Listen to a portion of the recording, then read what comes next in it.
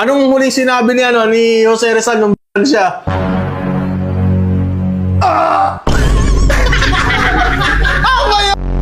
May sinabi siya nun! Ha? May sinabi siya nun!